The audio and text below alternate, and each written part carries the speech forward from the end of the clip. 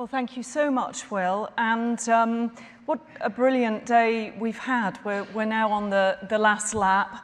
But for me, it's been a really inspiring day that has resonated so much, I'm sure, with us all. And I think part of it is Will's choice of diversity as a theme. It feels very relevant to us all, I think, on a number of different levels. For us, our story is firstly one of a farm diversifying into motorway service areas, and a story of many other farmers and food producers that we work with who've in turn diversified their own businesses. Secondly, the motorway service area industry, we've found it's the oddest of industries that we found ourselves in. And it is an industry which in itself lacks diversity. All players except us adopt a similar business model, and that's not a healthy position in an industry. I do think for an industry to be healthy, it needs to be diverse, and different business models complement and support each other and act as a stimulus for change and healthy competition. And thirdly, my sister Jane and I run our farm and our business together, and I think we've always instinctively felt that developing diverse teams, in particular encouraging more females to take a lead, really does make our businesses stronger and more interesting for it. So a little bit about our businesses. We have 6 businesses, 3 motorway service areas, and a hotel, a truck stop, and a visitor attraction. 4 of them are in Cumbria, 1 in Gloucestershire and 1 in Scotland. We started just over 50 years ago, when the M6 was built through my mum and dad's hill farm in Cumbria, and T-Bay Services was born. And in those days, the Department of Transport decided where the motorway service areas were going to go. They decided it was going to go just where the M6 was going through my mum and dad's farm. And my mum and dad decided to make a bid. They just got married. They were in their early 30s. The oil companies, who were the businesses that generally made bids in those days, weren't remotely interested in that location. And so my mum and dad won the bid, and T-Bay Services was born. That's T-Bay Services Southbound. Over the next 30 years or so, my parents, who were in partnership with another family business at that time, they built a handful of businesses in Cumbria, all with a roadside service element. And then, in 2005, we became a second-generation family business. My sister Jane took on the farm, and I look after our business. And since then, we've expanded geographically. We bought and redeveloped Cairn Lodge on the M74 in Scotland. We built Gloucester Services from a greenfield site on the M5 in Gloucestershire. And we've recently been granted planning permission for a new motorway service area on the M56 in Cheshire. Our business is an odd one out in our industry. Our competitors are all large corporates owned by private equity firms, offering a wide range of franchises to suit a wide range of customers. And we're the opposite. We're a small business. We're family owned. We have no franchises. We just have a farm shop and a kitchen that we curate ourselves. In our kitchens, which are our cafes, we make the food ourselves, and we serve up what you might call simple, proper food. And in our farm shops, we look for small craft producers who are creating something different and that they're willing to partner with us. And our mission really is to celebrate the best of our locality. And we work with over 250 farmers and producers within 30 miles of our business. This local craft approach was set when we started the business, not because any of us thought that there was commercial benefit in it, but because it's what we knew. We've grown since then, but we've never departed from that approach, which has turned out to be the single greatest strength of the business. I think working with a complex supply chain of local small businesses is laden with challenges, some of which we still haven't cracked after 50 years, but being able to sell products which we believe in makes it almost worth any challenge. The alternative of selling what sells, and believe me, there are lots of things that just sell in motorway service areas, is not as easy to get out of bed for in the morning. I think our biggest opportunity really being in the motorway service area industry is bringing what is a local model to an audience that we call Mr. and Mrs. Great Britain. We don't have an elite audience coming to our motorway service areas, except occasionally Princess Anne.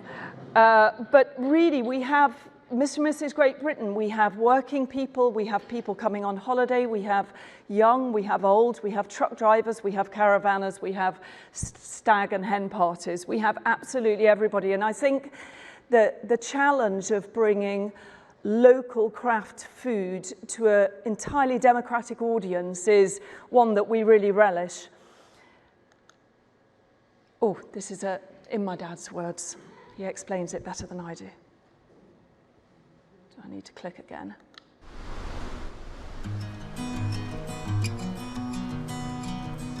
I think growing up in this landscape, it makes you think in a particular way. A lot of people in this country are deeply affected by wild mountainous country. The start of it all occurred at a particular time in our lives. We were in our 30s and in an area which was the most sparsely populated part of England. Suddenly they were building a motorway through the area we lived in. And I was very conscious that that motorway was going to change our lives completely, because we were suddenly going to be instantly accessible to the rest of the world, which had hardly visited us at all before. And therefore we were poised, as you might say, to see any opportunities which this strange new thing, this motorway, might bring. At a time when we were very young still and vigorous and up for the fight. It stemmed from a belief that said this area needs to take hold of such opportunities as the change which is coming upon us might bring. Well, of course, it didn't begin with us, it began before us, in that we grew up with a set of values and a story which came from our parents and grandparents, and the way in which they lived and what they believed in and what they believed in terms of what they ate. And I think a lot of the public, they do hanker to get back to food which they recognize and values of service which they recognize, which are sometimes lost in modern society. The history of that meat, how it's been brought up, how it's been treated, as it had a good life. That brings an assurance that there is a certain standard of delivery which we are seeking to attain, which will be carried through all the products which we sell. It is, if you like, an emblem of what we're about.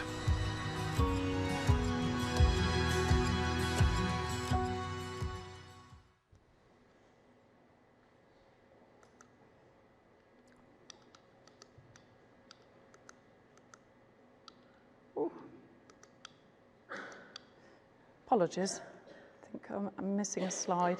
Anyway, this isn't about our colleagues, this is about our farm.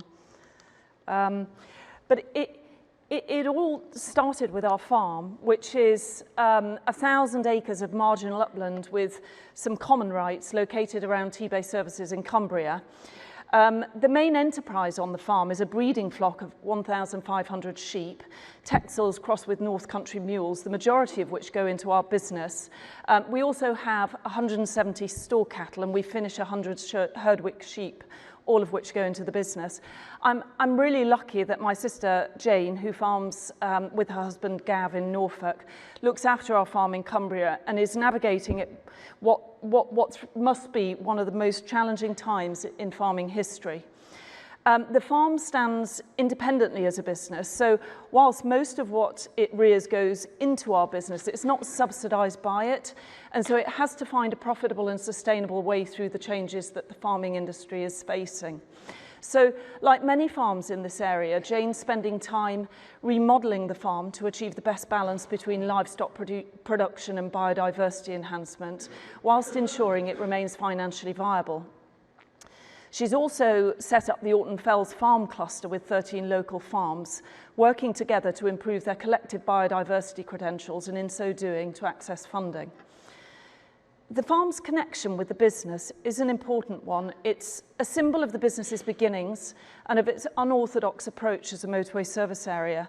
But the other great strength of that connection is that it enables us to connect our customer with the source of food they're buying and vice versa. This is a privilege not afforded to many farmers or retailers. As we're evolving our farming and business practices, it enables us to see what part of the backstory the customer values, what they're willing to pay a premium for, and how best to get that message over. It also means we can talk to our customer and help them understand more about British farming and food production, a poorly understood notion for most people in the UK. So I'm going to say a bit about our producers. Our producers are in many ways an extension of the same idea. We're working with farmers and producers to shorten their supply chain to ensure that both the customer and the producer get the full value of their story. We're dependent on their imagination and flair to make our own offer shine. We're really lucky in all our locations that we're surrounded by some amazing farmers and food producers.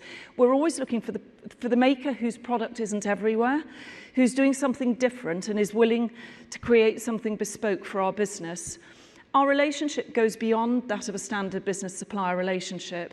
We'll work together on anything from product development to pricing to packaging and logistics. It's a partnership where we both pool our experience to maximise ours and their success.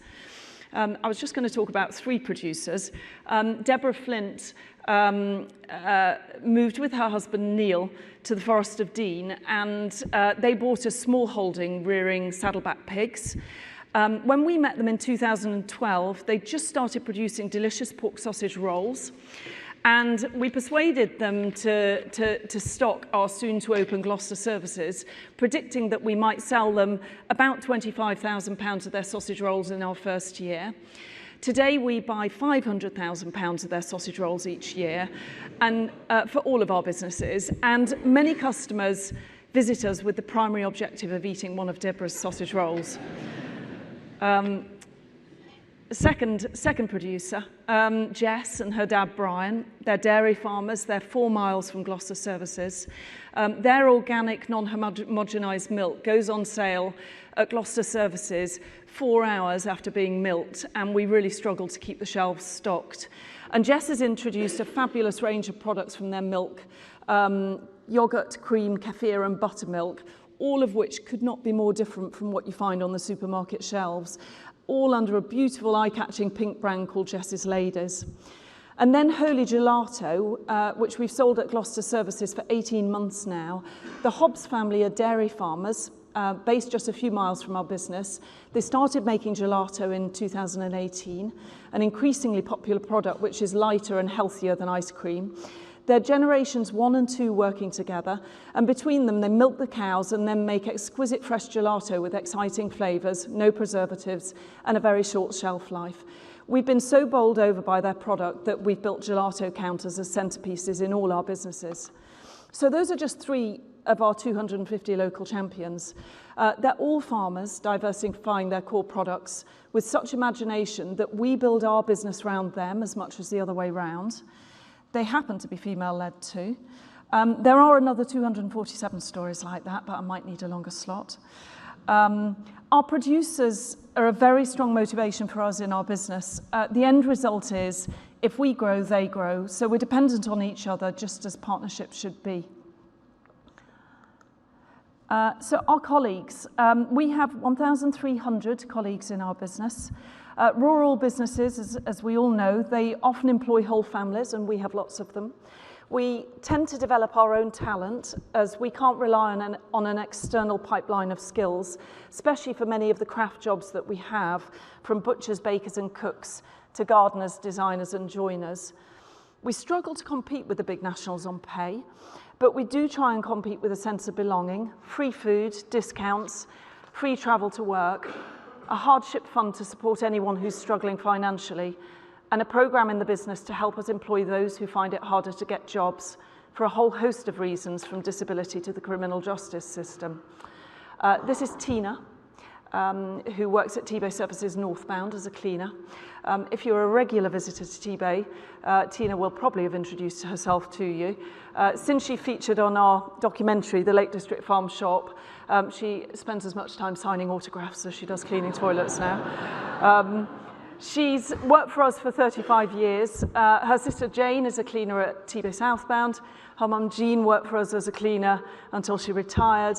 And Tina is just an emblem for us of our dedicated and long-serving colleagues who give at least as much and more to the business as they get back. I would say finding colleagues has become significantly more difficult since COVID, when so many in our industry, so hospitality and retail, have decided that it's easier to be an Amazon driver or not work at all. This has changed the shape of our business, with many of our more mature, experienced colleagues being replaced by younger, less experienced ones. And it's challenged us to find new ideas to recruit and retain for that new demographic. Bit about community. I think any sensible business wants to have good links with its community, because there are inevitably times where they want the support of that community. We do that in different ways in our business. In Cumbria, we have an endowment fund with our local community foundation and an annual grant programme which invests in projects where our colleagues live. In Gloucester, we set up an equity partnership with community development charity Gloucester Gateway Trust, who originally brought us the business opportunity. And that charity receives 3% of our farm shop and kitchen turnover, so £600,000 last year. And that again gets invested into projects in the communities. This is a picture here of a new partnership between us at T-Bay Services and Growing Well, a fabulous charity which provides horticulture, so growing vegetables and salads, as therapy for those suffering from mental ill health. They're a local charity, pioneering at a national level, and we've partnered with them to build their second site at T-Bay. Our new T-Bay site gives them the ability to access a new geographic area and support a further 100 people suffering with mental ill health. And meanwhile, we get to buy their organic vegetables and salads for our farm shops and kitchens. Together, we can engage with customers, colleagues and community on the important subject of mental health, so a great partnership. So what have we learnt over the years? Well, firstly, that you're largely dependent on the community around you to achieve success. Our business is the outcome of many different partnerships with farmers, producers, colleagues and community, and our model couldn't exist without them. Secondly, that you can't measure the success of a business and a farm through one dimension, and indeed it can be dangerous to do so. Farms and businesses are complex ecosystems. Of course, financial success is the enabler for everything, but success as a customer proposition, as an employer, as a steward of both community and environment, all interrelate and must be treated with equal importance. Thirdly, that you don't have to believe in what you sell. We all know many very good and successful businesses which don't. But knowing what you stand for and believing in what you sell creates a greater sense of purpose for all those involved, customers, colleagues and suppliers, and in the long term creates a more credible and sustainable business. And finally, having spent 25 years in the business now, I realise that you never actually get there.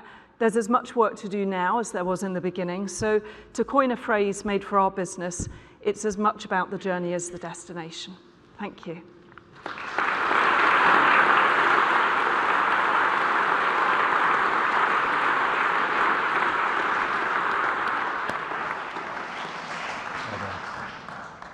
Sarah, that was absolutely fantastic. Can I just say, I think my children have eaten 10,000 of those 500,000 sausage rolls. So it certainly feels like it anyway. I think I've eaten 10,000 as well. That was wonderful, thank you. Shall we start with a question from the room? We've got a few coming in on the app. Has anyone got any? Can we have the lights on maybe, please? Thank you. We've got any questions? Any? Hands up at the back there. Number 4, please. Thank you for a fantastic presentation. I think one of the things in the theme of diversity is people, And in agriculture, we're often family farms, as you've mentioned, and there's not been spoken about too much today, but there's always issues around succession. I wondered if you perhaps had any wisdom or insight as to how your family had managed to make such a success of your diversification and running your business, or also any observations you'd had from all the fantastic families you've spoken about, the fantastic family farms who are your suppliers. Yeah, so I think family succession is a question for which there are many answers, aren't there? And there's no one right answer. And I think every family has to decide what is the right path for them. And for us, there's me and my sister in our generation. We have 5 children between us.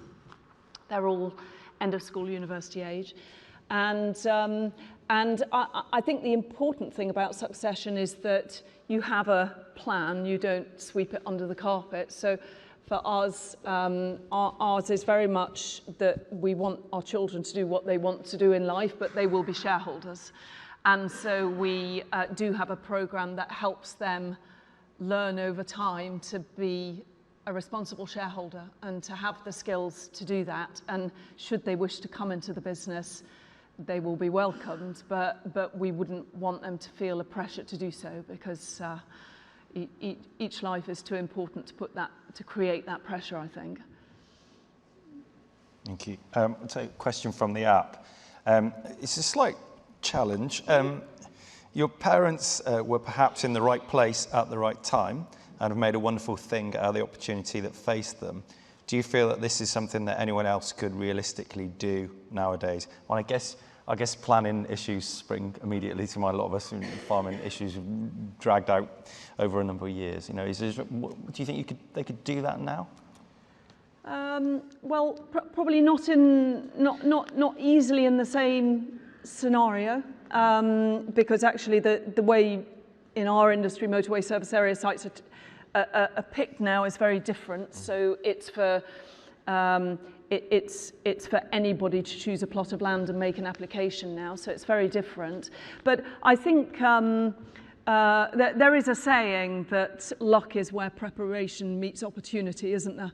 And I think there's a lot of truth in that. And I think, you know, I'm sure Mum and Dad and we afterwards have had a lot of luck in having an opportunity at a time, but I suppose there are opportunities of different natures that arise all the time, aren't they? And the right readiness and the right preparation allows you to take that up. I think my father was always, even though he was a farmer, a manual farmer, and he was up, milking the cows in those days. It was dairy in those days. He was very outward looking, and he spent a lot of time outwards, looking at different industries, looking at different countries, spent a lot of time in Scandinavia and Alpine countries, looking at the way they did farming and diversified farming. So I think his mind had been ticking for a long time before this opportunity came. Yeah, so was it Gary Player who said the more I practice, the luckier I get? Yeah. Anyway, everyone knows I love a sports analogy. All right, let's see if we've got any more questions from the room. Anyone else? Hands up anywhere? Tom, go on. Yes, thank you very much. Tom Allen Stevens, Oxfordshire farmer. Sarah, it must be a joy being a farmer supplying you. If there was one lesson that the multiple retailer could learn from you to improve the relationships that they have with their farmer supplier, what would that be? I don't know if I'm in a position to advise multiple retailers because we're such different animals, but I think our philosophy when working with suppliers is it has to be win-win. And if it's not win-win, it's not really working. So, you know, I do genuinely believe in a retailer-supplier relationship. It is possible to get a win-win situation. And if you aim for that, then you will get loyalty back in spades. So it was interesting for us during COVID. I think we had absolutely phenomenal loyalty from our producers, our farmers and our suppliers. when we were going through that torrid time of not being able to trade properly. And I think that was because the relationship we'd built with them over the years meant that we'd do pretty much anything for each other to keep each other in business. And I'm not sure if the supermarkets would have that same experience. Okay. Just another question from the app. How do you go about finding the producers that supply you? The food they supply is amazing. Yeah, because there's so many people do it around the country now, isn't there? There's so many talented food producers. Yeah, and it's never the ones that email you. So it is needle in a haystack, and I'm sure we haven't absolutely found the key yet, really. We still, I think, are very inefficient in the way we do it, but we get lots of proactive inquiries from suppliers, and actually they are rarely the people that we want to take on. And the best people that we find had never thought about working with us, or are so busy just doing their farmers market or just doing their direct selling that they haven't got their head up to think about working with a business like us. So it takes a very proactive approach. So we do meet the buyer events where we really try and encourage people to come forward that are the right kind of people. And we go to lots of farmers markets, and we try and find people that way. I guess slightly following on from that, another question on the app. What key messages would you give to producers wishing to work with businesses such as yours? Well, I think the sort of people we are looking for are the sort of people who are creating something distinctive. So something that isn't seen everywhere, that have perhaps an instinctive, but nevertheless a feel for the type of person that's going to buy it, and that have a really powerful story behind what they do, because of course it is the product that sells, but it's the story that sells behind it so often. Yeah, there was a few of those in the last session, wasn't there? Absolutely. I don't know whether you stock their products. Yeah, I don't know, we do. Yeah, okay. All right, I think we've got a couple of, we've got time for more questions. We've got any more in the room? I've got loads on the apps. There's not one over there. Number 5. Hi, I'm a farmer from southwest Norfolk, Felixfield. A lot of pressure is being put on the agricultural industry to mitigate our impact on the climate. What are the motorway services industry doing to mitigate their impact on the climate? Yeah, that's a good question. Perhaps I should just talk about what we're doing rather than the whole industry. But it's a really it's a very complicated subject, is climate, isn't it? And I think the hardest thing for us all often is knowing where to start and where to have impact. I think the first thing that we've done is to try and get some measure of our carbon impact. And even though, it's been said on more than one occasion today, it's difficult finding a measure that is consistent across all farming and all retail. We went with Mike Berners-Lee, who works at, is a big name in climate and works at Lancaster University, and he's done an assessment for us. So that was number one, is I think making sure we know what we need to change. The second thing is to focus on the big things. For us, energy, waste, biodiversity, and big one, our approach to food and drink.